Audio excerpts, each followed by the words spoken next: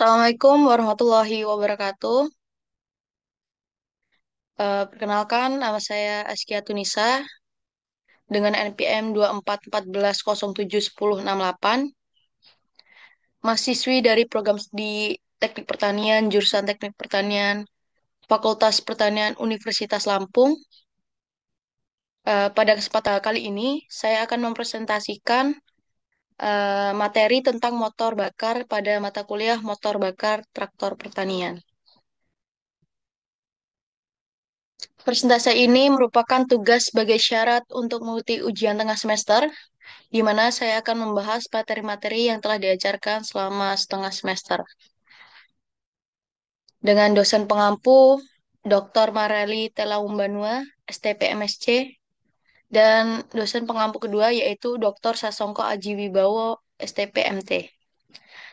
Adapun topik yang akan dibahas dalam beberapa video presentasi ini meliputi pertama ada motor bakar 4 tak bensin dan motor bakar 4 tak diesel. Yang kedua ada motor bakar 2 tak bensin.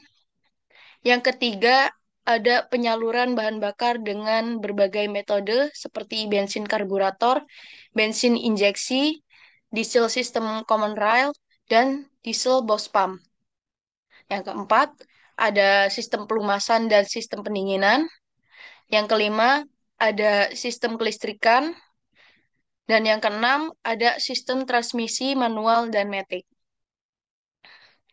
Saya berharap melalui presentasi ini kita semua dapat memahami lebih dalam bagaimana motor bakar bekerja sebagai sumber tenaga utama pada mesin traktor dan alat-alat pertanian, serta mengenali berbagai sistem pendukungnya. Demikian pengantar dari saya. Selanjutnya, izinkan saya memulai pemaparan materi pada topik pertama. Pertama yaitu tentang motor bakar 4 tak bensin dan motor bakar 4 tak diesel. Yang pertama itu ada pengertian motor bakar 4 tak bensin. Motor bakar 4 tak bensin dikembangkan oleh Nicholas Otto pada tahun 1876 untuk menghasilkan tenaga yang efisien dan halus dari pembakaran bensin. Mesin ini bekerja dalam 4 langkah. Yang pertama ada langkah hisap, langkah kompresi, langkah usaha, dan langkah buang. Dan banyak digunakan pada kendaraan ringan karena akselerasinya cepat, suara halus, serta perawatannya mudah. Adapun motor bakar 4 tak adalah jenis mesin pembakaran dalam yang melakukan 4 langkah kerja dalam 2 putaran poros engkol. Keempat langkah tersebut adalah langkah hisap, langkah kompresi, langkah usaha, dan langkah buang. Mesin ini banyak digunakan pada kendaraan bermotor seperti mobil, sepeda motor karena efisiensinya yang tinggi dan pembakaran lebih sempurna. Selanjutnya itu ada komponen motor bakar 4 tak bensin. Yang pertama itu kita bisa lihat pada bagian atas ini terdapat namanya komponennya yaitu busi. Busi merupakan komponen yang menghasilkan percikan api untuk membakar campuran udara dan bahan bakar di ruang bakar. Yang kedua ada valve spring. Ini valve spring. Merupakan pegas yang mengembalikan katup ke posisi semula setelah membuka atau menutup.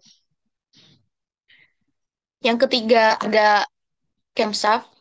Camshaft ini merupakan yang mengatur waktu buka tutup katup, masuk dan buang.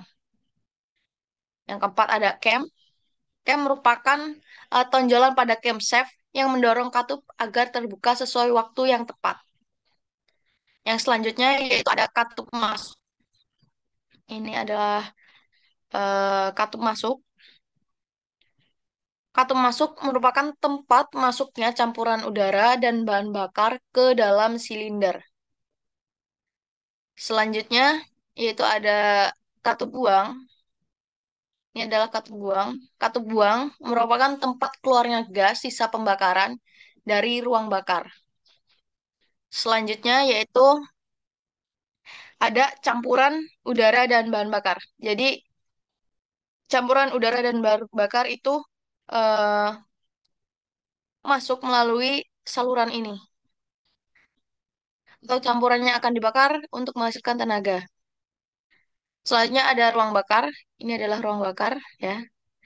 Ruang bakar adalah tempat terjadinya proses pembakaran bahan bakar. Selanjutnya merupakan ada cylinder head. Cylinder head ya di sini.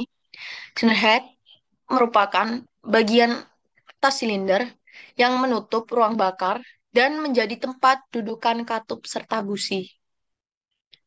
Selanjutnya yaitu ada cylinder block. Ini adalah cylinder block. Ini ada cylinder block, yaitu tempat piston bergerak naik turun berfungsi menahan tekanan pembakaran. Selanjutnya yaitu ada piston. Ini adalah piston. Yang saya tunjukkan ini, pada gambar ini adalah piston. Piston yaitu yang mengubah energi hasil pembakaran menjadi gerakan mekanik. Jadi ketika piston ini naik turun, itu akan menghasilkan gerakan mekanik. Karena ada batang penghubung yang menghubung ke poros engkol. Yang selanjutnya yaitu ada batang torak. Yang baru saya sebutkan ini adalah batang torak yang menghubungkan piston dengan poros engkol dan meneruskan gaya dari piston. Yang selanjutnya yaitu ada crankcase. Crankcase ini merupakan eh crankcase ini kan eh rumah atau dudukan poros engkol sekaligus tempat oli pelumas. Terus ada crankshaft. Crankshaft. Crankshaft itu atau poros engkol merupakan yang mengubah gerak naik turun piston menjadi gerak putar. Jadi ketika piston naik turun tadi itu akan dapat putar poros engkol tersebut karena adanya batang penghubung ini. Yang selanjutnya yang terakhir itu ada sistem pendingin. Ini ada sistem pendingin. Sistem pendingin ini menjaga suhu mesin agar tidak terlalu panas saat beroperasi. Selanjutnya yaitu ada prinsip kerja motor bakar 4 tak bensin.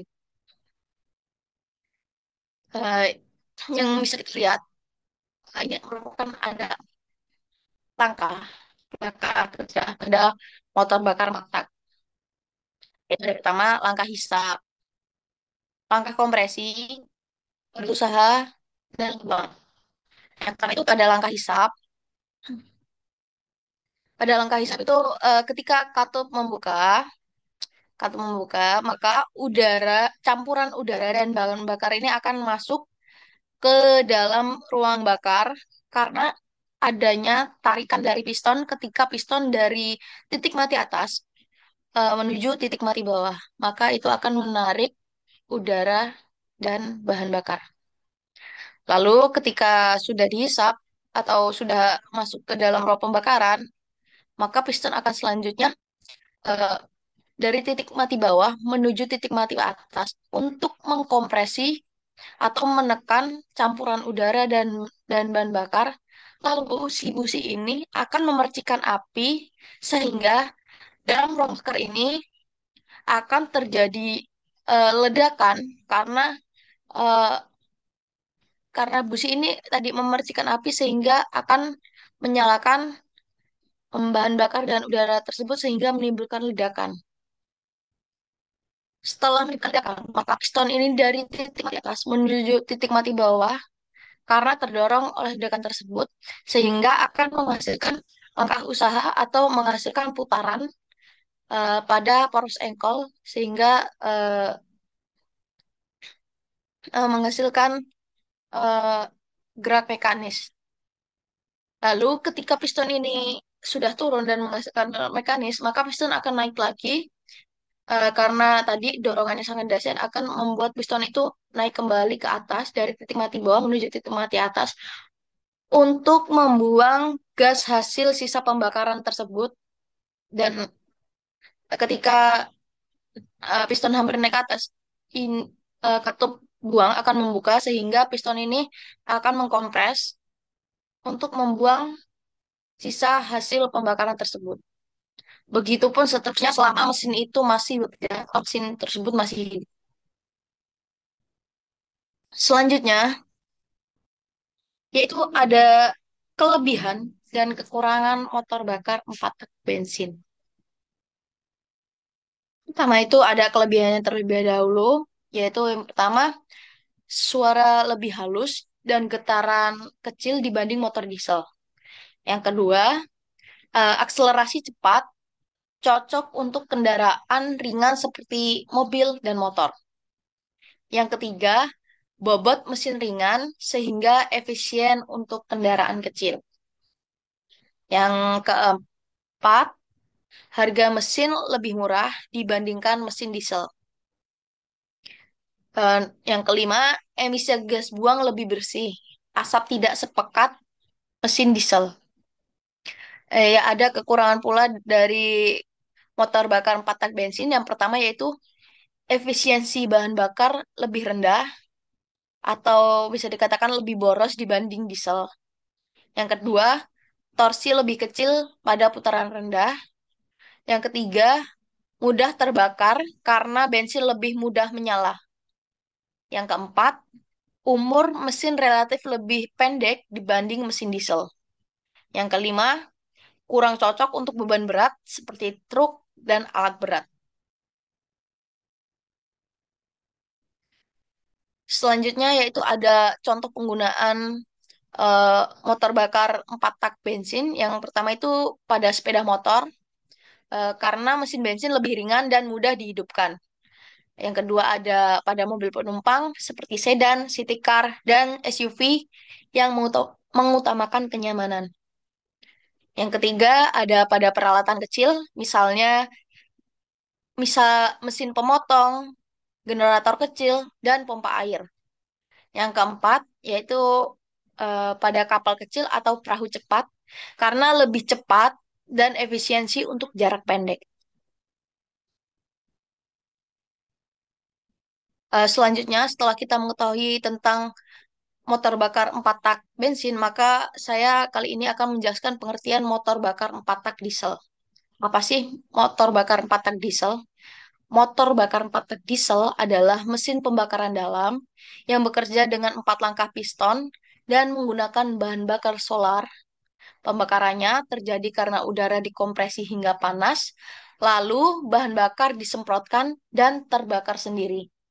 Jadi perbedaannya itu eh, kalau kita bisa lihat itu pada kalau mesin bensin itu menggunakan percikan api sebagai pemantiknya, sedangkan mesin diesel ini hanya menggunakan kompresi yang tinggi sehingga menghasilkan suhu yang besar untuk menghidupkan bahan bakarnya atau menghidupkan pembakarannya. Selanjutnya, adapun komponen motor bakar 4 tak diesel. Sebenarnya pada mesin 4 tak diesel ini tidak jauh berbeda dengan 4 tak bensin, tetapi ada pula yang membedakannya. Mari kita lihat saja penjelasan dari saya apa perbedaannya. Yang pertama itu, jika kita bisa lihat, itu yang pertama ada intake valve, ini intake valve, atau katup masuk, yang berfungsi membuka jalan masuk udara atau campuran udara dan bahan bakar ke ruang bakar. Yang kedua ada intake port, ini yang saya tunjukkan pada gambar, merupakan jalur tempat udara dan campuran bahan bakar dan udara mengalir menuju ruang bakar melalui katup masuk. Ketika katup membuka, maka campuran dan udara dan bahan bakar ini akan masuk ke dalam ruang bakar. Yang ketiga, yaitu ada fuel injector atau injektor bahan bakar. Di sini, terdapat sini. Ini merupakan alat atau komponen yang menyemprotkan bahan bakar bertekanan tinggi ke dalam ruang bakar agar bercampur dengan udara. Selanjutnya, yaitu ada piston. Ini adalah piston. Piston merupakan komponen yang bergerak naik turun di dalam silinder untuk mengubah tekanan hasil pembakaran menjadi gaya mekanik. Jadi ketika piston ini naik turun, maka motorcycle ini akan bergerak, menghasilkan gerak mekanik karena adanya hubungan ini tadi, adanya connecting rod. Selanjutnya yaitu ada connecting rod yang baru saja kita bahas atau batang penghubung, yaitu yang menghubungkan piston dengan poros engkol dan meneruskan gerak lurus piston menjadi gerak putar. Selanjutnya itu ada crankshaft atau poros engkol. Ini poros engkol, yaitu yang membuat gerak naik turun piston menjadi gerak putar untuk menggerakkan kendaraan. Yang selanjutnya yaitu ada crankcase atau rumah engkol, yaitu tempat berputarnya poros engkol serta menampung oli pelumas mesin. Jadi oli pelumas ini terdapat di dalam crankcase ini juga, serta crankcase ini sebagai dudukan tempat poros poros engkol itu ada, dan disinilah eh, yang menghasilkan gerak mekanik. Yang selanjutnya yaitu ada katup buang, ada katup buang atau exhaust valve yang berfungsi membuka jalan keluar bagi gas hasil pembakaran menuju saluran buang. Terus selanjutnya ada exhaust port atau saluran buang. Ini jalurnya. Ini merupakan jalur keluarnya gas hasil pembakaran dari ruang bakar menuju sistem pembuangan atau yang bisa kita sebut akan menyalurkan ke knalpot. Selanjutnya itu ada cooling fins. Ini adalah cooling fins. Cooling fins berfungsi melepas panas dari mesin ke udara agar suhu mesin tetap stabil dan tidak overheat. Jadi ini adalah merupakan sistem pendinginnya pada motor bakar. Ya, ini sebelah kanan dan kiri. Ya. Selanjutnya yaitu ada prinsip kerja motor bakar 4 tak diesel. Kalau kita bisa lihat, ini masih sama dengan 4 tak bensin, tapi ada sedikit yang membedakan. Mari kita eh, simak penjelasan dari saya. Yang pertama, ini adalah ada 4 langkah juga tentunya. Yang pertama langkah hisap, angka kompresi, angka usaha, dan buang. Yang pertama itu piston bergerak dari titik mati atas menuju titik mati bawah itu akan, dan katup membuka itu akan menghisap udara saja, tidak bersamaan dengan eh, bahan bakar. Jadi ketika katup ini membuka, lalu piston ini turun, ini akan menghisap udara saja. Jadi ketika udara sudah dihisap dan memenuhi ruang bakar ini, lalu piston dari titik di bawah menuju titik mati atas untuk mengkompres udara tersebut hingga menghasilkan suhu udara yang sangat tinggi, itu berkisar sekitar 500 derajat Celcius ke atas. Lalu di sini ada namanya injektor, ini kan menyemprotkan atau mengkabutkan bahan bakar sehingga pada saat ini di bahan bakar ini sudah tinggi, disemprotkan bahan bakar atau dikabutkan bahan bakar, ini akan menghasilkan ledak atau kan menghasilkan nyala api, ledakan ya, ledakan yang membuat piston ini dari titik mati atas menuju titik mati bawah itu menghasilkan gerakan pada poros engkol tersebut.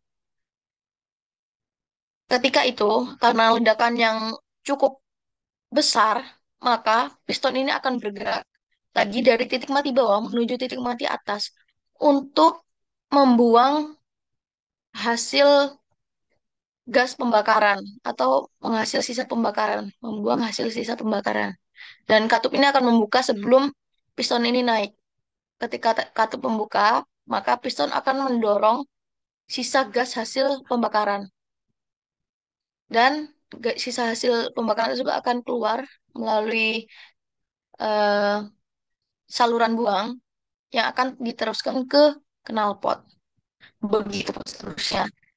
Selama mesin ini masih bekerja dan masih hidup, maka eh, langkah ini akan terus bekerja secara berurutan dari langkah hisap, langkah kompresi, langkah usaha, dan langkah buang. Ini akan bekerja secara terus-menerus untuk menghasilkan gerak mekanik. Selanjutnya, yaitu ada kelebihan motor bakar 4 tak diesel. Yang pertama itu ada efisiensi bahan bakar lebih irit. Yang kedua, kompresi yang lebih besar. Yang ketiga, tenaga yang dihasilkan besar. Lalu keempat, lebih tahan terhadap air. Yang kelima, karena tenaga yang dihasilkan besar, maka cocok untuk segala macam medan.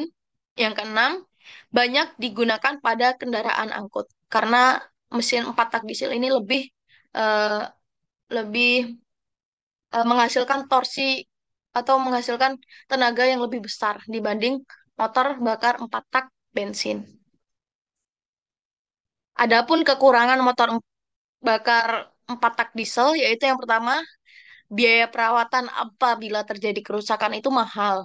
Yang kedua, akselerasi yang dihasilkan kurang responsif. Yang ketiga, dengan ukuran mesin yang lebih besar, namun performa lemot. Yang keempat, suara mesin berisik. Yang kelima, getaran yang dihasilkan mesin lebih besar. Yang keenam, asap gas buang yang dihasilkan dari mesin lebih banyak. Yang ketujuh, spesifikasi mesin lumayan rumit. Jadi dibandingkan 4 tak bensin, spesifikasi dari motor 4 tak diesel ini lebih rumit dikarenakan tadi banyak ada tambahan-tambahan komponen yang memang eh, yang berbeda gitu. Dan juga 4 tak diesel ini menggunakan bahan-bahan yang lebih kokoh karena tadi itu karena kita membutuhkan eh, kompresi yang kuat sehingga membutuhkan bahan-bahan yang kokoh. Selanjutnya ada penggunaan motor bakar 4 tak diesel. Eh, biasanya motor 4 tak diesel itu biasanya digunakan pada truk dan bus karena mampu membawa beban berat dan tahan lama. Yang kedua biasanya digunakan pada traktor pertanian karena traktor pertanian memerlukan tenaga besar untuk membajak atau menarik alat. Yang ketiga itu biasanya digunakan pada alat berat seperti eskavator, bulldozer, atau forklift. Yang keempat, yaitu biasanya pada kapal laut dan generator besar, karena mesin diesel lebih efisien untuk kerja terus-menerus. Selanjutnya yaitu ada perbedaan mesin bensin dan mesin diesel. Yang pertama, pada mesin diesel, penyalaan pembakarannya menggunakan kompresi atau compression ignition engine. Sedangkan pada mesin bensin, itu penyalaannya pembakarannya dengan sistem busi atau bunga api. Yang kedua, yaitu perbandingan kompresi pada mesin diesel itu berkisar antara 16:1 hingga 22:1. Sedangkan pada mesin bensin, itu perbandingannya kompresinya hanya berkisar antara 8:1. Yang ketiga, pada mesin diesel itu kompresinya sangat besar, sedangkan pada mesin bensin itu kompresinya kecil.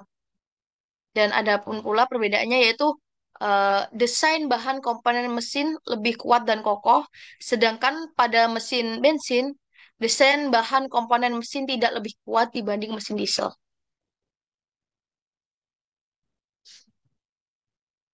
Pada motor motor bakar 4 tak ini terdapat juga rasio kompresi pada motor bakar. Yang pertama itu pada mesin bensin, umumnya berkisar antara 9:1 hingga 13:1 saja. Sedangkan pada mesin diesel, rasio kompresinya itu lebih tinggi. Untuk mesin diesel sendiri, biasanya rasio kompresinya yaitu di kisaran 17:1 hingga 23:1. Menunjukkan perbedaan rasio kompresi yang berbeda antara mesin bensin dan mesin diesel. Adapun pula rumus yang digunakan biasanya itu pada motor 4 tak bensin kita itu bisa menghitung volume langkah atau kapasitas dari mesin tersebut. Yang pertama itu rumusnya ada VL sama dengan Pi kali D kuadrat kali L kali N per 4.000. Sama dengan, maka kita akan mengetahui berapa kapasitas mesin pada motor bakar tersebut. Dengan VL adalah, kita tanyakan adalah volume langkah atau kapasitas mesinnya, sama dengan Pi merupakan konstanta 22 per 7 atau 3,14 yang biasa kita gunakan. Dengan dia merupakan diameter dalam silinder dan 1 mm, dikali L merupakan langkah piston juga dalam milimeter, dikali N merupakan jumlah silindernya. Jadi, berapa jumlah silinder yang digunakan pada motor bakar tersebut? Baru dibagi dengan 4.000. Maka kita akan mengetahui berapa besar kapasitas pada mesin atau motor bakar tersebut. Yang kedua, ada juga kita bisa hitung yaitu perbandingan kompresi atau compression ratio. Dengan rumus yaitu VL plus VRB per atau dibagi dengan VRB. Maka kita akan mengetahui berapa rasio pada motor bakar tersebut. Dengan VL merupakan volume langkah ditambah dengan volume ruang bakar, lalu dibagi dengan volume ruang bakar. Maka kita akan mengetahui berapa rasio dari eh, berapa perbandingan rasio yang dihasilkan. 9:1 kah, 13:1 kah, dengan rumus tersebut. Mungkin itu saja penjelasan dari motor bakar 4 tak, antara motor bakar 4 tak bensin dan diesel. Selanjutnya yaitu saya akan menjelaskan materi yang kedua mengenai motor bakar 2 tak bensin. Pertama ada latar belakang. Mesin 2 tak atau two-stroke engine pernah mendominasi pasar motor di Indonesia sejak era 70-an hingga 90-an saat dipasarkan oleh pabrikan Jepang. Mesin 2 tak ditemukan pada tahun 1859 oleh ilmuwan Prancis Etienne Lenoir. Popularitas di Indonesia terus meningkat karena bentukannya yang ringan dan tenaganya yang besar.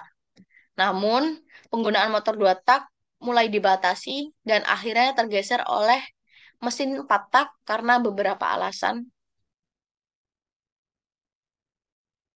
Selanjutnya yaitu ada pun pengertian motor bakar 2 tak bensin. Yang pertama, mesin 2 tak adalah mesin atau motor yang memerlukan 2 langkah torak untuk memperoleh 1 kali usaha di ruang pembakaran. Torak tersebut terdiri dari 1 kali langkah ke atas dan 1 kali langkah ke bawah. Dalam proses kerjanya, mesin motor memiliki 4 tahap pembakaran, yaitu hisap, kompresi, ledakan atau usaha, dan langkah buang. Pada mesin 2 tak, keempat proses ini terjadi hanya dalam satu putaran poros engkol, di mana piston hanya bergerak 2 kali ke atas dan ke bawah. Jadi ketika piston misalnya bergerak ke atas, maka akan terjadi dua, dua langkah. Misalnya ada langkah hisap dan langkah kompresi. Ketika turun ke bawah, ada ledakan dan langkah buang. Begitu. Adapun komponen-komponen motor bakar 2 tak bensin hampir sama-sama dengan motor 4 tak komponennya, tapi ada sedikit yang membedakan mungkin dari eh, bentukan mesinnya dan beberapa komponen yang berbeda juga tentunya. Tapi hampir sama. Mari kita simak penjelasannya bagaimana, apa perbedaannya dari motor 4 tak. Kita pertama itu ada spark plug atau busi. Busi ini terletak di atas ini, yang saya tunjukkan pada gambar. Busi berfungsi untuk menghasilkan percikan api yang membakar campuran bahan bakar dan udara di dalam ruang bakar. Busi, busi ini untuk menghasilkan percikan api, membakar campuran udara yang bahan bakar di sini. Selanjutnya yaitu ada cylinder head. Ini cylinder head. Cylinder head atau kepala silinder yaitu fungsinya menutup bagian atas silinder dan menampung busi serta ruang bakar. Terus yang ketiga yaitu ada combustion chamber atau ruang bakar. Ini adalah ruang bakar. Ruang bakar di atas piston tempat campuran dan bahan bakar itu dibakar. Jadi adalah tempat pembakarannya. Tempat terjadinya ledakan, yaitu pada ruang bakar. Untuk menghasilkan gerak mekanik tadi. Yang selanjutnya yaitu ada piston. Ini adalah piston. Piston itu adalah komponen yang bergerak naik dan turun di dalam silinder yang mengubah tekanan gas hasil pembakaran menjadi gerak mekanis. Kenapa bisa piston ini menjadi gerak mekanis? Karena adanya batang penghubung ini yang menghubungkan poros engkol. Sehingga ketika piston ini naik turun, maka poros engkol akan berputar. Gitu. Selanjutnya yaitu small end. Kita bisa lihat ini small end. Itu bagian atas batang penghubung atau connecting rod yang terhubung ke piston. Ini adalah small end adalah bat ini penghubungnya antara piston dan apa eh, koneksi tadi, koneksi root. Yang selanjutnya itu ada exhaust port atau saluran buang. Nih, saluran buang ini kalau di ruang apa di motor bakar petek itu ada katupnya, tetapi jika di dua tak ini tidak memiliki katup atau katup buangnya. Jadi ini adalah saluran buang, itu saluran tempat gas sisa pembakaran keluar dari silinder menuju knalpot. Yang bisa kita lihat pada transfer port atau saluran pindah yang merupakan saluran yang menghubungkan crankcase ini ke ruang bakar, memungkinkan campuran bahan bakar dan udara masuk ke dalam silinder. Jadi ruang campuran udara dan bahan bakar itu akan masuk ke dalam crankcase terlebih dahulu, lalu akan melewati transfer port, lalu akan menuju ruang bakar, sehingga campuran udara dan bahan bakar dapat diledakkan di dalam ruang bakar ini. Selanjutnya yaitu ada connecting rod atau batang penghubung inilah batang penghubung yang kita sudah bahas juga, yaitu menghubungkan piston ke poros engkol atau crankshaft meneruskan gerak piston. Jadi batang penghubung atau connecting rod ini menghubungkan piston ke poros engkol untuk menghasilkan gerakan mekanik karena ketika piston naik turun maka batang penghubung ini akan menghasilkan. Selanjutnya yaitu ada big end. Big end ini yaitu bagian bawah batang penghubung yang terhubung ke poros engkol. Adapun pula crank crankpin, crankpin ini yang menghubungkan connecting connecting root ke poros engkol. Jadi ini adalah crankpin. Yang selanjutnya itu ada crankcase. Crankcase ini merupakan ruang di bagian bawah mesin yang menampung poros engkol dan berfungsi sebagai tempat masuknya campuran bahan bakar dan udara sebelum dipindahkan ke ruang bakar. Kita bisa lihat juga di pada motor petak itu lewat atas eh, penyaluran bahan bakarnya. Jika pada dua tak ini harus melewati poros engkol terlebih dahulu, lalu baru ditransferkan ke ruang bakar. Sehingga ketika harus melatih poros engkol itu harus eh, ditambahkan pada campuran udara dan bahan bakar itu oli samping sehingga sebagai rumah juga di dalam eh, crank ke sini supaya tidak terjadinya gesekan yang terlalu terlalu besar pada komponen-komponennya. Terus yang terakhir yaitu ada full earth atau interport atau saluran bahan bakar dan udara. Ini, ini adalah merupakan tempat masuknya bahan bakar dan udara, serta yang tercampur juga dengan oli samping. Untuk mengetahui lebih lanjutnya, mari kita bahas tentang prinsip kerja motor bakar dua tak bensin. Mesin dua tak ini biasanya bisa disebut dengan mesin dua langkah, karena dia hanya kerja eh, dua langkah, naik dan turun. Nah, seperti ketika misalnya mesin ini naik, gitu, jadi langkah isi dan kompresi. Nah, ketika piston itu maka akan terjadi dua langkah juga, yaitu langkah pembakar, langkah usaha dan langkah buang. Mari kita simak bersama-sama. Ketika piston ini naik dari titik mati bawah menuju titik mati atas, ini akan menghisap atau menghisap campuran udara dan bahan bakar serta campuran oli untuk bisa dapat masuk ke dalam bak engkol atau cranks ini. Lalu campuran udara dan bahan bakar serta oli ini akan masuk melalui saluran transfer sehingga eh, campuran udara bahan bakar ini dapat masuk ke dalam ruang pembakaran.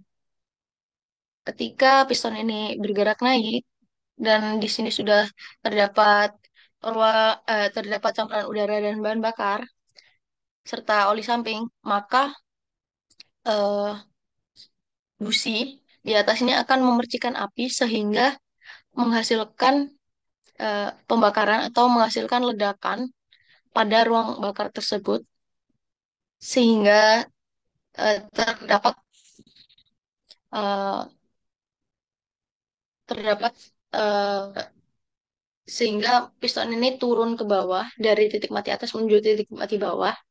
Ketika piston ini turun, maka eh, sisa hasil pembakaran akan langsung keluar tanpa tanpa harus adanya katup ya. Dia langsung keluar hasil pembakaran ini. Maka eh, si udara dan bahan bakar ini berkemungkinan akan masuk lagi ke sini. Makanya dari itu bisa saja campuran udara dan bahan bakar ini bisa saja langsung bisa keluar. Makanya mesin dua tak ini lebih boros penggunaannya karena tidak adanya ketup yang mengatur masuknya bahan bakar, masuknya bahan bakar dan udara. Jadi tadi jika kita lihat bersama kerjanya itu ketika piston ini dari titik mati bawah ke menuju titik mati atas, maka akan terjadi langkah isap serta langsung terjadi langkah kompresi. Sehingga ketika menghasilkan ledakan pada bakar maka jadi piston akan turun dari titik mati atas menuju titik mati bawah sehingga langsung terjadinya gerakan usaha atau langkah usaha yang yang dapat memutar poros engkol serta langsung terjadinya langkah buang ketika piston ini turun. Tetapi ada kemungkinan bahan bakar ini langsung masuk lagi ketika piston ini turun. Sehingga bisa saja campuran bahan bakar dan udara ini bisa saja langsung keluar tanpa terjadinya ledakan dulu terlebih dahulu. Jadi makanya mesin dua tak ini lebih boros dibandingkan mesin empat tak karena tidak ada yang mengatur eh, masuk dan keluarnya bahan bakar. Siklus ini akan bekerja terus selama motor tersebut masih bekerja atau masih hidup. Jadi dalam dua langkah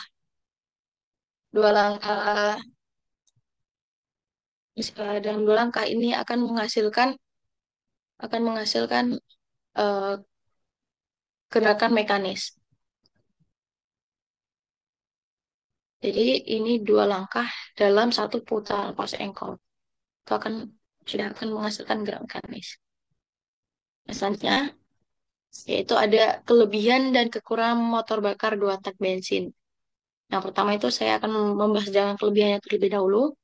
Yang pertama, tenaga lebih besar. Mesin dua tak menghasilkan tenaga yang lebih besar dalam satu putaran poros engkol karena proses pembakaran terjadi lebih cepat. Yang kedua, akselerasi lebih cepat,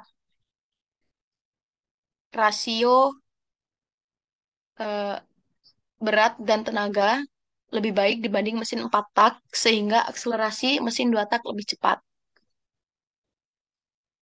Yang ketiga, yaitu desainnya lebih sederhana. Mesin 2 tak memiliki desain yang lebih sederhana, tanpa komponen seperti klep dan noken as, sehingga biaya produksi dan perawatan lebih relatif lebih murah. Hal ini juga bisa dilihat contohnya pada harga mesin potong rumput 2 tak yang lebih terjangkau dibanding eh, mesin 4 tak. Yang keempat, yaitu mesin 2 tak ini lebih ringan, membuat kendaraan lebih lincah dan mudah dikendalikan, terutama untuk penggunaan harian. Adapun kekurangan dari mesin 2 tak bensin, yaitu pertama, lebih boros bahan bakar, dikarenakan proses pembakaran terjadi lebih sering. Karena dalam satu putaran proses engkel itu, dia bisa membakar atau meledakkan campuran bahan bakar dan udara tersebut sehingga lebih cepat putarannya sehingga bensin itu juga lebih boros akan digunakannya. Terus yang kedua, polusi lebih tinggi. Proses pembakaran yang tidak sempurna serta penggunaan oli samping membuat emisi gas buang mesin dua tak ini lebih kotor dan kurang ramah lingkungan. Emisi yang dihasilkan akhirnya sulit memenuhi standar emisi modern sehingga penggunaan kini mulai dibatasi atau bahkan dilarang di beberapa negara. Karena pada eh, proses peledakan tadi itu yang diledakkan bukan hanya campuran udara dan bahan bakar, tetapi juga terdapat oli samping sehingga oli tersebut bisa menambah emisi gas buangnya atau menghasilkan asap sehingga polusi yang dihasilkan itu lebih tinggi. Yang selanjutnya yaitu suaranya lebih bising. Karakter mesin dua tak yang cepat dan ringan menghasilkan suara mesin yang lebih keras dibanding mesin. Selanjutnya yaitu penggunaan motor bakar dua tak bensin. Biasanya motor dua tak bensin ini digunakan pada pertama itu sepeda motor, modelnya seperti Yamaha Air King, Suzuki Satria generasi awal, dan Kawasaki Ninja RR populer yang populer di masa lalu. Terus ada pula peralatan perawatan rumput seperti gergaji mesin dan mesin potong rumput sering menggunakan mesin dua tak. Yang ketiga itu ada kendaraan air seperti motor tempel yang lebih kecil. Mungkin cukup materi tentang motor bakar dua tak atau penyampaian saya mengenai motor bakar dua tak. Maka dari itu saya akan melanjutkan materi yang selanjutnya, yaitu tentang penyaluran bahan bakar metode bensin injeksi, bensin karburator, diesel, diesel atau solar system common rail, dan diesel bus pump. Sistem penyaluran bahan bakar pada kendaraan. Apa sih sistem penyaluran bahan bakar pada kendaraan? Yaitu sistem penyaluran bahan bakar adalah rangkaian komponen yang menyalurkan bahan bakar dari tangki ke ruang bakar mesin. Tujuannya supaya bahan bakar dan udara bisa bercampur dengan tepat agar pembakaran berjalan efisien dan bertenaga. Selanjutnya itu ada sistem penyaluran bahan bakar pada kendaraan. Pada ada dua jenis sistem utama pada mesin bensin. Yang pertama itu ada sistem karburator dan sistem injeksi. Yang bisa kita lihat pada gambar. Ini sebelah kiri adalah sistem karburator dan sebelah kanan adalah sistem injeksi. Selanjutnya yaitu eh, pada sistem karburator, saya akan menjelaskan cara kerjanya bagaimana. Pada sistem karburator, cara kerja yang pertama yaitu bensin dari tangki dipompa menuju karburator. Lalu di dalam karburator, udara masuk melalui venturi atau saluran sempit. Selanjutnya, aliran udara cepat membuang bensin terhisap keluar dari lubang kecil. Lalu langsungnya itu udara dan bensin bercampur membentuk kabut halus. Lalu ukuran ini masuk ke ruang bakar dan dibakar oleh busi. Pada sistem injeksi, cara kerjanya meliputi pertama, pompa bensin elektrik mengalirkan bensin dari tangki ke injektor. Yang kedua yaitu sensor mendeteksi kondisi mesin seperti suhu, kecepatan, dan posisi pedal gas. Yang ketiga, ECU atau komputer mesin itu mengatur jumlah dan waktu penyemprotan bensin. Sehingga pada sistem injeksi ini lebih efisien penggunaan bahan bakarnya. Yang keempat, yaitu ada injektor menyemprot bensin dalam bentuk kabut halus ke dalam saluran udara atau ruang bakar. Lalu campuran udara dan bahan bakar di dibakar atau dikasih percikan oleh busi. Begitu teman-teman cara kerja sistem karburator dan sistem injeksi. Selanjutnya yaitu ada kelebihan dan kekurangan dari sistem karburator dan sistem injeksi. Yang pertama saya akan bahas adalah sistem karburator. Adapun kelebihan dari sistem karburator yaitu pertama, sederhana dan mudah diperbaiki. Kedua, biaya perawatan murah. Terus adapun kekurangan dari sistem karburator tersebut yaitu pertama, boros bahan bakar. Yang kedua itu campuran udara dan bensin kurang akurat. Pada sistem injeksi, adapun kelebihannya yaitu lebih irit dan bertenaga, campuran bahan bakar lebih tepat, dan ramah lingkungan. Kekurangannya yaitu komponen injeksi ini lebih mahal, serta perawatannya lebih rumit. Mungkin itu saja kelebihan dan kekurangan yang bisa saya sampaikan pada sistem karburator dan sistem injeksi. Saya lanjutkan pada sistem penyaluran bahan bakar pada kendaraan, yaitu sistem bahan bakar pada mesin diesel juga ada dua sistem utama, yaitu pertama ada BOS pump, yaitu penyaluran bahan bakar secara konvensional, dan common rail atau penyalurannya secara modern. Bisa kita lihat juga pada gambar bahwa yang di sebelah kanan ini yang saya tunjukkan pada kursor ini merupakan sistem common rail. Sedangkan sebelah kiri saya ini yang merupakan sistem BOS pump. Mari kita simak bersama-sama selanjutnya, yaitu ada cara kerja dari sistem common rail dan sistem BOS pump. Yang pertama saya akan bahas mengenai bagaimana cara kerja sistem common rail. Yang pertama, cara kerjanya yaitu pompa tekanan tinggi menyalurkan solar ke pipa utama atau common rail. Common rail lalu menyimpan solar bertekanan tinggi dan membaginya ke tiap injektor. Lalu, ECU mengatur waktu dan jumlah solar yang disemprotkan oleh injektor elektronik tadi. Lalu solar disemprotkan sangat halus ke ruang bakar. Pembakaran lebih sempurna dan irit.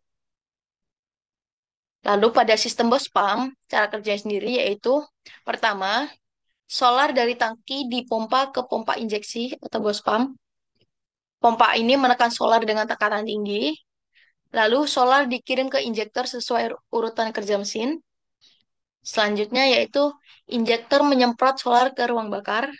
Maka pembakaran terjadi karena udara di ruang bakar sudah panas akibat kompresi yang tinggi. Tinggi. Tidak pakai busi, kawan-kawan, karena pada sistem yang kita ketahui bahwa sistem pada mesin diesel ini hanya menggunakan sistem kompresi yang tinggi sehingga menghasilkan eh, suhu yang tinggi pula. Lalu, adapun kelebihan dan kekurangan sistem common rail serta sistem Bospam. Yang pertama yaitu saya bahas kelebihan dan kekurangan dari sistem common rail. Yang pertama itu ada kelebihan sistem common rail, yaitu pertama, mesin lebih halus dan bertenaga. Kedua, lebih irit bahan bakar. Ketiga, emisi gas buang lebih bersih dibanding menggunakan sistem Bospam ya. Terus kekurangannya yaitu komponen mahal dan sensitif. Terus juga membutuhkan bahan bakar solar yang bersih. Jadi ketika menggunakan sistem on-rail, maka bahan bakar itu harus difilter atau disaring terlebih dahulu sehingga eh, agak rumit karena membutuhkan komponen tambahan lainnya. Lalu pada sistem Bospam, cara kerja ada kelebihan dan kekurangannya, yaitu pertama kelebihan Bospam yaitu tahan lama dan kuat, terus mudah dirawat. Adapun kekurangannya yaitu suara mesin keras, asap lebih banyak, atau kurang ramah lingkungan. Selanjutnya yaitu kita bisa lihat perbandingan singkatnya pada sistem karburator injeksi. Jenis besinya itu karburator di sini digunakan pada jenis mesin bensin, sedangkan kembali digunakan pada sistem diesel. Serta kontrolnya sendiri, jika karburator itu eh, masih melakukan kontrol mekanis, sedangkan injeksi itu sudah eh, kontrol elektronik sehingga penggunaan bahan bakar biasanya itu lebih irit dan lebih efisien. Sama dengan hal bos pump, bos pump ini juga kontrolnya masih mekanis seperti karburator, tapi versi jenis mesinnya diesel. Sedangkan komponen ini sudah menggunakan sistem elektronik sehingga injeksi dan sistem komponen ini lebih unggul dibandingkan sistem karburator ataupun bos pump. Kelebihannya pada karburator itu sederhana dan murah, pada injeksi itu lebih irit dan modern, pada sistem bus pump yaitu kuat dan mudah dirawat. Kalau common rail itu halus serta efisien. Kekurangannya sendiri pada karburator kita bisa lihat juga itu boros, kurang presisi. Kalau pada injeksi itu mahal dan rumit. Kalau bus pump kasar, asapnya banyak. Pada common rail itu mahal dan sensitif. Itu saja mungkin perbandingan singkat yang bisa kita bahas.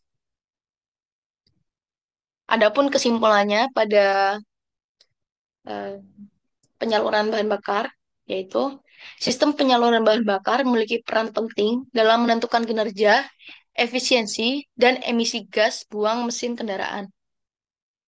Setiap jenis sistem memiliki cara kerja dan teknologi yang berbeda, namun tujuannya sama, yaitu mengatur jumlah dan tekanan bahan bakar yang masuk ke ruang bakar agar pembakaran berjalan sempurna.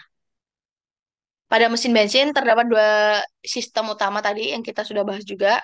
Itu ada karburator yang bekerja secara mekanis, sederhana namun kurang efisien. Pada sistem injeksi, itu yang dikontrol secara elektronik, lebih irit dan ramah lingkungan. Sedangkan pada mesin diesel atau solar, ada dua jenis sistem, yaitu pada bos pump atau konvensionalnya, itu menggunakan pompa mekanis dengan tekanan tinggi dan daya tahan tinggi, namun kes- suaranya kasar dan emisinya besar. Sedangkan common rail atau menggunakan sistem yang modern, lebih modern, itu menggunakan sistem elektronik dan tekanan sangat tinggi, membuat pembakaran lebih halus, efisien, dan bersih. Secara umum, kembangan sistem bahan bakar dari mekanis ke elektronik menunjukkan kemajuan teknologi otomotif menuju efisiensi energi yang lebih baik, tenaga yang lebih besar, dan emisi yang lebih rendah. Mungkin itu saja yang bisa saya sampaikan pada materi penyaluran bahan bakar. Saya akan menjelaskan materi selanjutnya, yaitu mengenai sistem pelumasan dan sistem pendinginan. Pertama, pengertian sistem pelumasan. Sistem pelumasan menggunakan oli untuk memumasi bagian mesin yang bergerak. Sistem pelumasan pada mesin untuk mencegah kerusakan akibat panas dan gesekan yang bekerja secara terpisah namun seringkali terkait. Sistem pelumasan menggunakan oli untuk melumasi komponen mesin, mengurangi gesekan, dan membersihkan kotoran.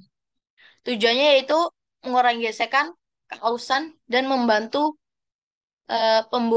pembuangan panas. Adapun fungsi sistem pelumasan, yang pertama itu mengurangi gesekan dan kausan. Eh, Oli membentuk lapisan tipis di antara permukaan logam untuk menjaga kontak langsung. Yang kedua, ada mendingan komponen. Bagaimana kok bisa mendingan komponen? Pertama, oli eh, atau sistem pelumah akan mengambil panas dari komponen mesin dan membawanya ke bagian yang lebih dingin seperti oil cooler atau bak oli. Yang ketiga, fungsi sistem pelumasan yaitu membersihkan. Kenapa bisa membersihkan? Karena oli atau sistem pelumas itu membawa partikel kotoran dan endapan ke filter oli untuk disaring. Selanjutnya yaitu untuk mencegah kebocoran, membentuk segel antara piston dan dinding silinder. Jadi supaya tidak terjadi kebocoran, maka oli itu akan menempel pada piston dan dinding silinder supaya tidak terjadinya kebocoran atau eh, pada sis- pada gesekan tersebut. Yang terakhir itu untuk fungsinya untuk meredam tekanan, membantu menyerap tekanan yang terjadi pada komponen mesin. Selanjutnya, ada komponen sistem pelumas. Apa aja sih komponen-komponen pada sistem pelumas kali ini? Yang pertama adalah oli pen. Tahu ada penampung oli di sini tempatnya. Terus yang kedua adalah oil strainer. Oil strainer. Ini kan saringan kasar untuk menyaring partikel besar dari oli sebelum dipompa. Jadi sebelum dipompa, oli ini sudah disaring terlebih dahulu atau difilter. Yang ketiga, ini ada oil pump atau pompa yang mengalirkan oli dari penampung ke seluruh bagian mesin. Jadi, oil pump ini berguna mm, memompa oli dari oil pan, lalu menyalurkannya ke seluruh bagian mesin atau mendistribusikannya ke seluruh bagian mesin ini. Yang selanjutnya yaitu ada dipstick. Dipstick ini kita bisa lihat ini adalah dipstick. Dipstick merupakan alat untuk memeriksa level oli mesin. Jadi ketika kita bisa kita bagaimana sih ngecek oli itu dengan dipstick. Jadi kita bisa lihat dipstick ini kita cabut masih atau tidak oli mesin itu di dalam wadah penampungnya. Selanjutnya yaitu ada oil pressure switch. Oil pressure switch ini merupakan saklar yang mendeteksi tekanan oli dan menyalakan lampu indikator di dashboard jika tekanan terlalu rendah. Selanjutnya itu ada ini oil filter. Ini merupakan saringan halus untuk membersihkan oli dari kotoran sebelum disirkulasikan ke mesin. Jadi ketika mesin ini apa ketika oli ini sudah didistribusikan ke mesin, maka akan kembali lagi ke oil pan ada atau wadah penampung, tetapi sebelum masuk lagi ke wadah penampung, ini akan difilter terlebih dahulu atau disaring terlebih dahulu, sehingga kotoran-kotoran pada mesin ini akan ditampung di sini, sehingga oli pada bak mesin ini akan menjadi oli yang bersih, sehingga dapat dialirkan lagi ke eh, mesin-mesin yang memang membutuhkan oli. Begitu mas kerjanya dari sistem pelumasan ini. Sistem pelumasan mesin itu ada dua. Ada sistem basah yang pertama dan sistem kering. Kita bahas dulu terlebih dahulu yang sistem basah. Pada oli pelumas pada sistem basah, oli pelumas disimpan di dalam bak engkol yang terletak tepat di bawah poros engkol mesin. Lalu, pompa oli mengambil oli langsung dari bak ini dan mendistribusikannya ke seluruh komponen mesin yang bergerak. Setelah itu, ini adalah desain yang paling umum digunakan pada mobil, penumpang, dan sepeda motor harian karena kesederhanaan dan biayanya yang rendah. Ada pula sistem kering atau dry slump, yaitu oli tidak disimpan di bak engkol, sebaliknya oli disimpan dalam tangki terpisah di lokasi lain pada kendaraan. Lalu sistem ini menggunakan dua pompa, yaitu satu pompa isap untuk menyedot oli dari bak engkol dan mentransfer ke tangki terpisah, dan pompa kedua untuk mengambil oli dari tangki dan mendistribusikannya ke mesin. Sistem ini umumnya ditemukan pada mobil balap, mobil sport berperforma tinggi, dan pesawat terbang karena menawarkan beberapa keuntungan seperti pusat gravitasi yang lebih rendah dan pelumasan yang lebih konsisten selama menikung tajam atau bermanuver ekstrim. Selanjutnya itu ada metode distribusi oli. Setelah oli diambil dari tempat penyimpanan, oli didistribusikan ke komponen mesin melalui salah satu atau kombinasi metode berikut. Yang pertama itu ada metode splash, kedua ada metode pressure atau bertekanan, yang ketiga adalah metode kombinasi. Yang pertama kita akan bahas yaitu metode splash terlebih dahulu atau percikan.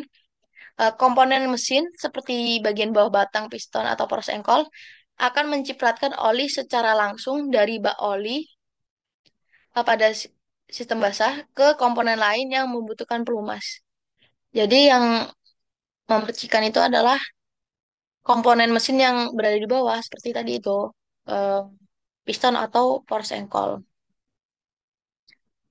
Metode ini cenderung tidak seefisien atau seakurat metode bertekanan karena cuman hanya dipercikan, tidak didistribusikan secara merata. Selanjutnya itu ada pressure atau bertekanan. Pompa oli memaksa oli bertekanan melalui saluran saluran atau galeri oli di dalam blok mesin dan kepala silinder ke bantalan utama, bantalan batang piston, poros bumbungan, dan komponen kritis lainnya. Jadi memang pada metode pressure ini pompa oli ini memaksa untuk supaya distribusinya itu lebih merata. Dan ini adalah metode utama yang digunakan pada mesin modern untuk memastikan semua bagian penting menerima jumlah oli yang tepat. Adapun sistem kombinasi, yaitu sebagian besar mesin modern menggunakan kombinasi kedua metode tersebut antara splash dan pressure. Oli bertekanan digunakan untuk bagian-bagian vital, sementara cipratan oli dari gerakan komponen yang sudah dilumasi membantu melumasi area lain seperti dinding silinder. Jadinya banyak eh, me- mesin-mesin sekarang itu menggunakan sistem atau metode distribusi oli yang kombinasi, karena sudah mencakup metode splash dan pressure tadi. Selanjutnya yaitu ada cara kerja sistem pelumas. Bagaimana sih cara kerja sistem pelumas itu? Yang pertama itu, pertama, oli disedot dari bak oli oleh pompa. Jadi pompa ini akan menyedot oli dari baknya, dari tempat ini, tempat penampungannya. Lalu oli akan melewati filter. Nih, ini filternya. Jadi sebelum disedot itu akan melewati filter terlebih dahulu. Lalu oli dialir ke bagian mesin-mesin yang bergerak. Jadi oli ini akan didistribusikan oleh pompa ini ke seluruh bagian mesin yang bergerak. Nih. Lalu setelah mesin ini melumasi, itu akan melumasi mesin-mesin yang bergerak ini. Lalu oli akan kembali lagi ke bak oli atau disirkulasikan ulang. Begitu pun cara kerja seterusnya. Tapi sebelum oli ini dikembalikan ke bak penampung, oli akan melewati namanya filter oli. Oli ini. Sebelum ini maka disaring terlebih dahulu supaya kotoran-kotoran itu tidak masuk ke dalam eh, bak penampung oli tersebut. Sehingga oli bisa dapat didistribusikan kembali atau disirkulasikan ulang. Begitu cara kerja dari sistem pelumasannya. Selanjutnya yaitu ada sistem pendinginan. Di sini saya akan menjelaskan sistem apa sih pengertian dari sistem pendinginan. Sistem pendinginan adalah serangkaian komponen yang berfungsi menjaga suhu kerja mesin agar tetap stabil dan tidak mengalami overheat atau panas berlebih dengan cara menyerap dan membuang panas. Panas ini dihasilkan dari proses pembakaran dalam mesin yang bisa mencapai ribuan derajat Celcius bahkan, sehingga sistem pendingin diperlukan untuk mencegah kerusakan komponen mesin. Selanjutnya itu ada fungsi sistem pendingin. Yang pertama itu fungsinya itu berfungsi sebagai menjaga suhu kerja mesin agar optimal. Yang kedua itu menghindari keausan atau kerusakan akibat panas. Yang ketiga itu membantu efisiensi pembakaran dan emisi gas buang. Selanjutnya yaitu eh, komponen sistem pendinginan. Apa sih komponen-komponen yang ada dalam sistem pendinginan? Kita bisa lihat pada gambar. Yang pertama itu ada selang radiator. Ini adalah selang radiator. Selang radiator merupakan selang karet yang menghubungkan mesin, mesin dan radiator untuk mengalirkan cairan pendingin atau air radiator. Ini sebagai penghubung lah, sebagai penghubung antara mesin dan radiator. Yang kedua itu ada termostat. Termostat merupakan katup yang membuka atau menutup berdasarkan suhu mesin. Fungsinya untuk mempercepat mesin mencapai suhu kerja optimal dan menjaga cairan pendingin agar tidak terlalu dingin. Yang ketiga itu ada pompa air atau water pump. Ini water pump. Water komponen yang berputar dengan bentuk sabuk atau belt untuk memompa dan mengalirkan cairan pendingin ke seluruh sistem pendingin. Yang keempat ada kipas radiator. Kipas radiator atau fan radiator, yaitu kipas yang terletak di depan radiator untuk meniupkan udara dan membantu mendinginkan cairan pendingin lebih cepat saat kendaraan berhenti atau melaju pelan. Selanjutnya itu ada sabuk, ada sabuknya atau radiator belt. Sabuk penggerak yang menyalurkan tenaga dari mesin untuk memutar komponen seperti pompa air atau alternator. Yang terakhir itu adalah outer jacket, yaitu saluran atau ruang di dalam blok mesin yang dilalui cairan pendingin. Fungsinya untuk menyerap panas dari dinding silinder mesin sebelum cairan tersebut dialirkan ke radiator untuk didinginkan. Ini komponen yang sudah saya jelaskan.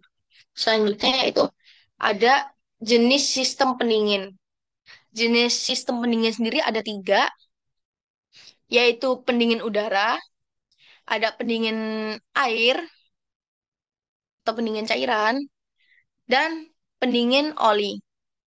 Yang pertama, yaitu saya menjelaskan cara kerja cara kerja dari pendingin udara. Yang pertama adalah cara kerjanya itu mengandalkan aliran udara untuk menyerap panas. Sistem ini menggunakan sirip-sirip pada blok mesin yang berfungsi memperluas area kontak dengan udara untuk membuang panas.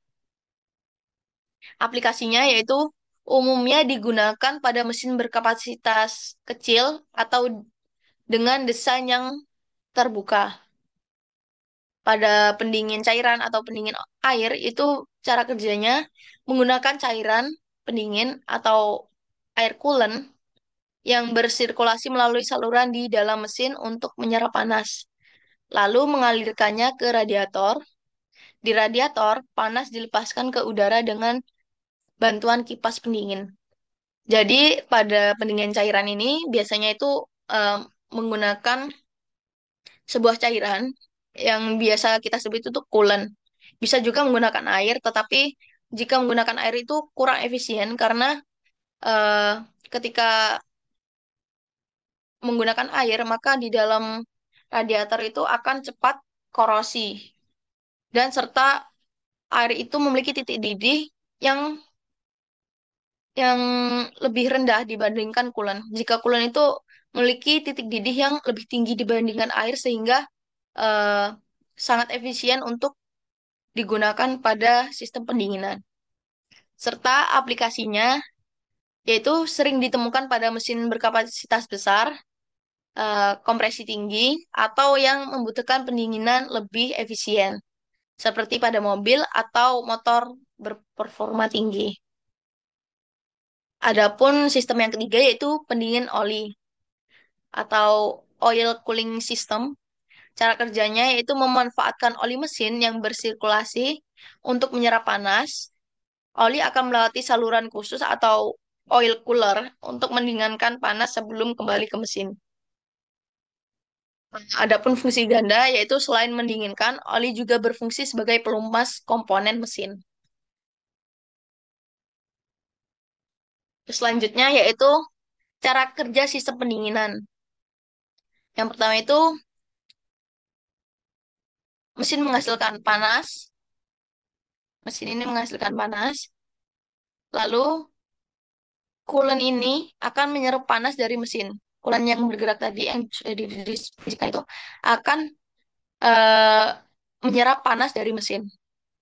Lalu si termostat ini mengatur aliran ke radiator.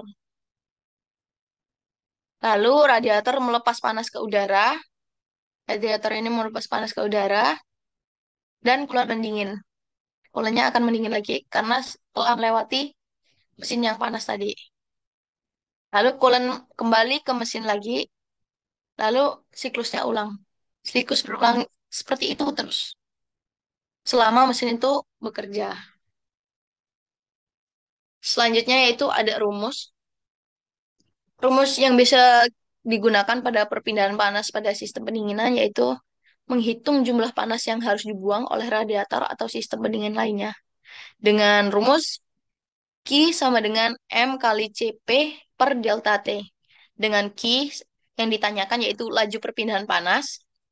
M merupakan laju aliran massa fluida pendingin, bisa air atau udara. CP sama dengan bisa dikatakan kapasitas panas spesifik fluida. Serta delta T. Delta T adalah perubahan suhu fluida antara suhu masuk dan suhu keluarnya berapa derajat gitu. Mungkin itu saja yang bisa saya sampaikan pada materi tadi tentang sistem pelumasan dan sistem pendinginan. Selanjutnya saya akan eh, mempresentasikan mengenai sistem kelistrikan pada motor bakar.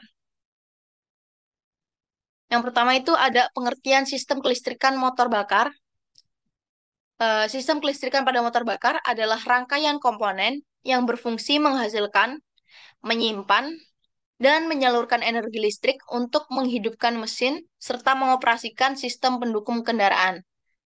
Energi listrik ini digunakan untuk sistem pengapian, penerangan, pengisian, dan sistem kontrol elektronik. Adapun fungsi utama sistem kelistrikan yang pertama yaitu menyalakan mesin melalui sistem starter dan pengapian. Yang kedua yaitu menyuplai arus listrik ke komponen seperti lampu, klakson, dan panel instrumen lainnya. Yang ketiga yaitu mengisi kembali baterai atau aki selama mesin hidup. Yang keempat yaitu mengontrol sistem elektronik seperti sensor, injektor, bahan bakar, dan ECU atau pada kendaraan modern. Selanjutnya yaitu ada komponen utama sistem kelistrikan. Yang bisa saya sebutkan yaitu ada lima, yaitu pertama ada aki atau baterai 12 volt sebagai sumber listrik utama. Yang kedua adalah kunci kontak, yaitu yang menghubungkan atau memutus arus dari aki. Ketika kontak itu off, maka eh, kontak ini berfungsi sebagai yang memutus arus dari aki. Nah, lalu yang ketiga itu ada CDI DC yang mengatur waktu dan kekuatan pengapian. Yang keempat itu adalah koil pengapian, yaitu meningkatkan tegangan menjadi ribuan volt. Serta yang kelima itu ada busi, yaitu mengubah arus listrik menjadi loncatan api atau percikan api. Selanjutnya ada alur sistem kelistrikan. Yang pertama pada aki 12 volt memberikan arus ke CDI dan sistem kelistrikan. Lalu ketika on ini akan listrik maka akan bergerak menghubungkan ke CDI. Lalu CDI menerima sinyal dari dari sensor pemicu atau pick up coil. Lalu CDI mengirimkan arus ke koil pengapian. Kan disalurkan ke arus pengapian ini. Lalu sini.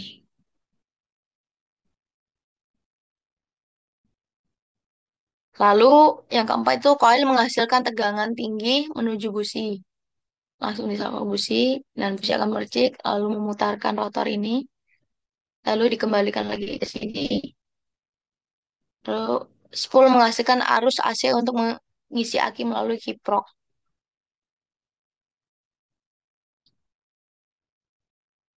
Jadi ketika ini menghasilkan tenaga rotor ini akan menghasilkan listrik ya. Lalu bisa lagi disalurkan ke aki melalui sini. Yaitu ada sistem penerangan dan sistem aksesori.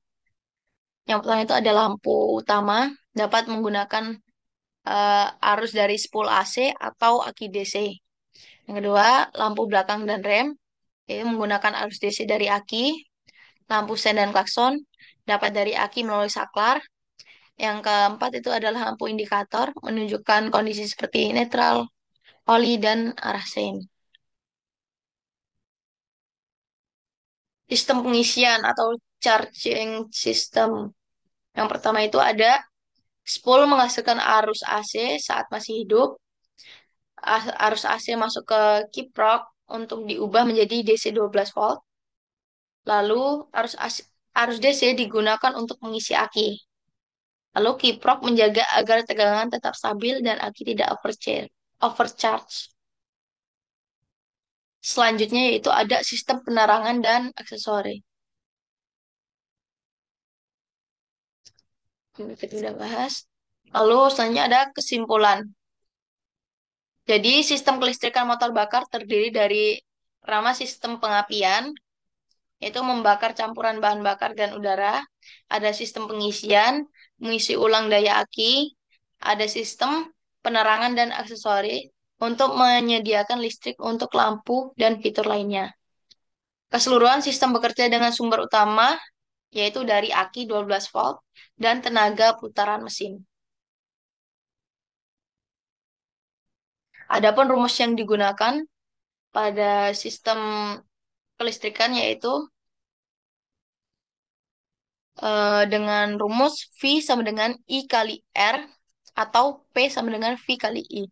Dengan V yang ditanyakan itu adalah tegangan, satunya itu volt, I yaitu arus, dan 1 ampere, R yaitu dengan hambatan atau resistensinya berapa. P sama dengan dayanya berapa. Mungkin itu saja yang bisa saya sampaikan mengenai materi kelistrikan pada motor bakar.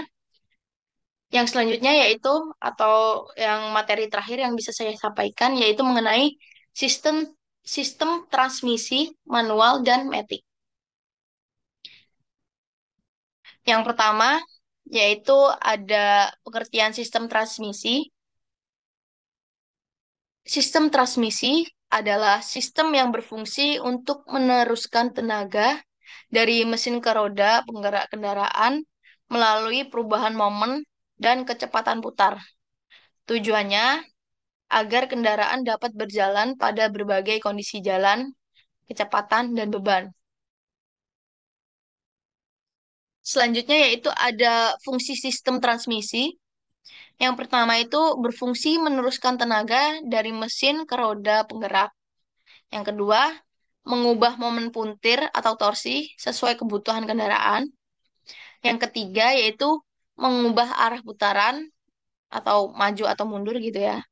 Yang keempat yaitu memungkinkan kendaraan berhenti tanpa mematikan mesin atau khusus transmisi manual yang kita bahas ini. Yang kelima yaitu membantu efisiensi bahan bakar dan kenyamanan berkendara. Yang selanjutnya itu ada jenis sistem transmisi. Jenis sistem transmisi tersebut ada dua, yaitu transmisi manual dan transmisi otomatis atau matic.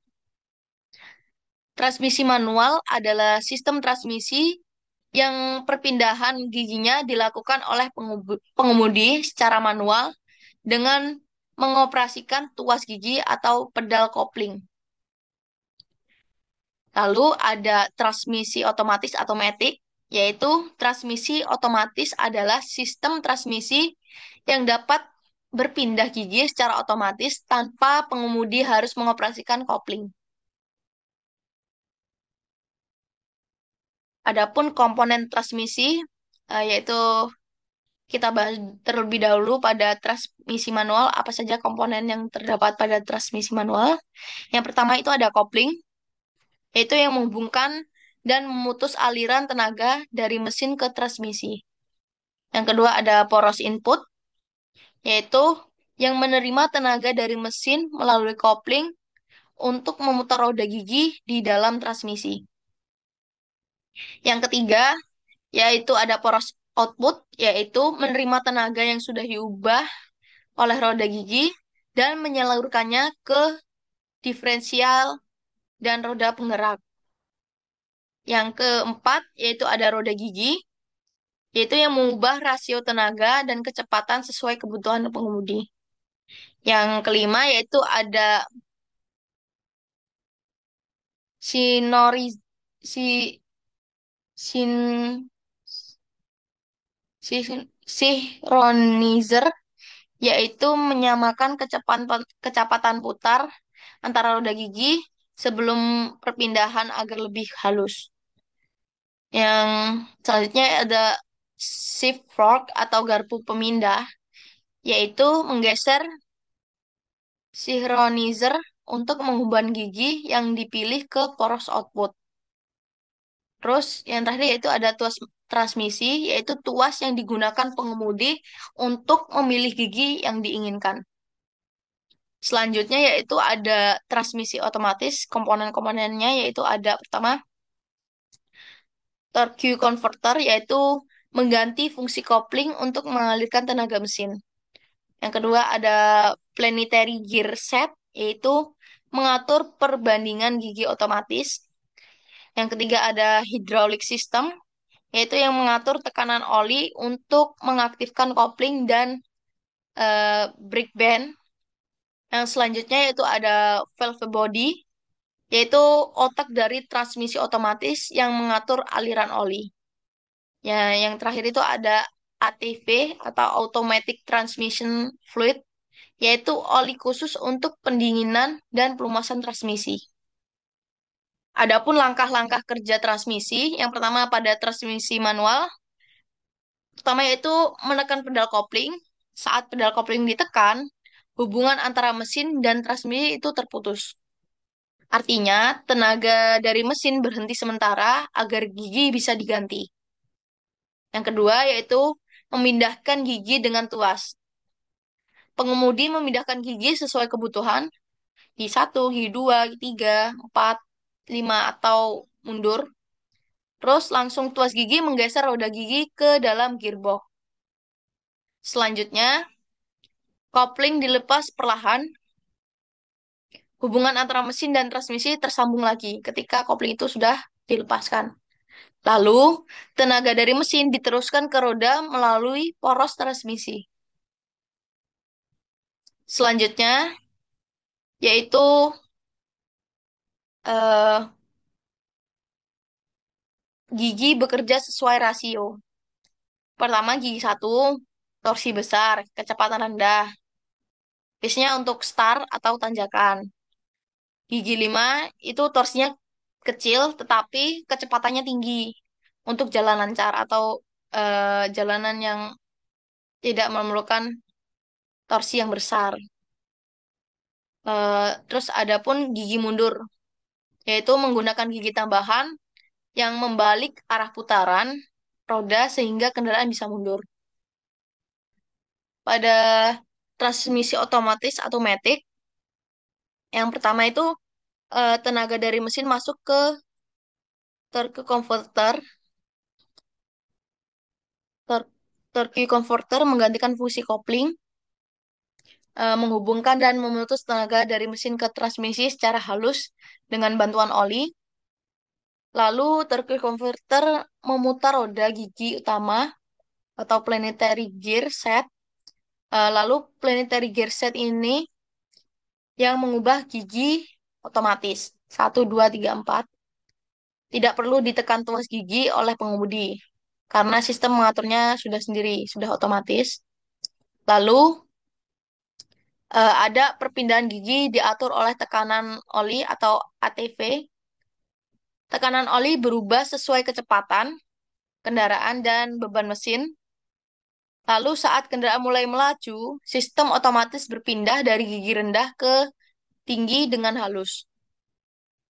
Terus lalu ada komponen transmisi atau ECU, itu membaca data sensor sesuai kecepatan, terus gas atau putaran mesin.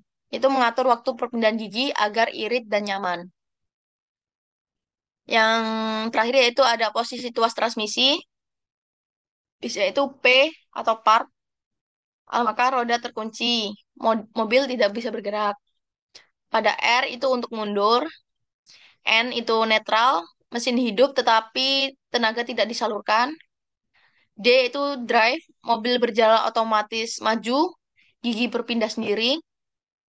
Dan 2 atau L itu untuk tanjakan atau turunan agar tenaga lebih kuat. Intinya itu transmisi matic itu mengatur perpindahan gigi secara otomatis menggunakan tekanan oli dan sistem komputer tanpa perlu injak kopling. Selanjutnya yaitu ada kelebihan dan kekurangan sistem transmisi. Kita bahas dulu pada sistem transmisi manual. Adapun kelebihannya yaitu efisiensi bahan bakar lebih baik, akselerasi dan kontrol kendaraan lebih maksimal, terus biaya alat lebih murah. Adapun kekurangan transmisi manual yaitu perpindahan gigi memerlukan keahlian, terus kekurangan nyaman di simtot, lalu ada daya tahan kopling bisa cepat habis bila tidak digunakan dengan benar. Lalu pada transmisi otomatis, adapun kekurangan dan kelebihannya itu pada kelebihannya itu nyaman digunakan, terutama di kemacetan, perpindahan gigi halus tanpa terus mudah digunakan oleh di pemula. Adapun kekurangannya yaitu konsumsi bahan bakar lebih boros, biaya perawatan lebih mahal, perbaikan lebih rumit. Setelah itu ada perbandingan singkatnya pada sistem transmisi manual dan otomatis. Pada fitur nih, pada cara kerja transmisi manual, itu pengemudi menginjak kopling dan menggeser tuas persneling untuk mengganti gigi. Sedangkan pada transmisi matic, sistem otomatis berpindah gigi berdasarkan kecepatan dan beban mesin. Kemudahan pada transmisi manual membutuhkan koordinasi lebih tinggi dan lebih cepat dan lebih repot, terutama saat macet. Sedang ada sistem titik lebih nyaman dan mudah, cocok untuk pemula dan lalu lintas padat. Pada fitur kontrolnya, memberikan kontrol penuh pada pengemudi, ideal untuk medan sulit dan jalan bervariasi. Sedangkan pada transmisi matic, kontrol lebih terbatas, perpindahan gigi kurang presisi untuk medan berat. Efisiensi pada transmisi manual cenderung lebih hemat bahan bakar, sedangkan pada transmatic cenderung lebih boros bahan bakar dibandingkan manual. Dan harga umumnya memiliki harga jual lebih terjangkau. Pada transmisi manual, pada transmisi matic umumnya dijual dengan harga yang lebih tinggi. Adapun kesimpulan pada eh, materi transmisi kali ini yaitu sistem transmisi baik manual maupun otomatis memiliki fungsi utama yang sama, yaitu menyalurkan tenaga dari mesin ke roda.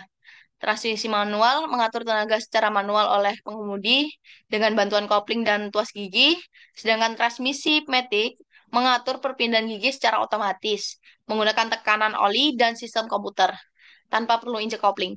Perbedaannya terletak pada cara kerja dan kenyamanan pengguna. Pemilihan jenis transmisi tergantung pada kebutuhan dan preferensi pengemudi.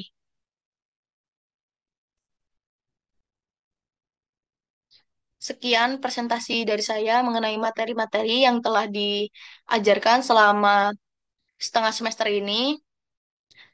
Jika ada kurang dan lebihnya saya mohon maaf. Jika ada salah kata saya mohon ampun. Saya akhiri. Wassalamualaikum warahmatullahi wabarakatuh.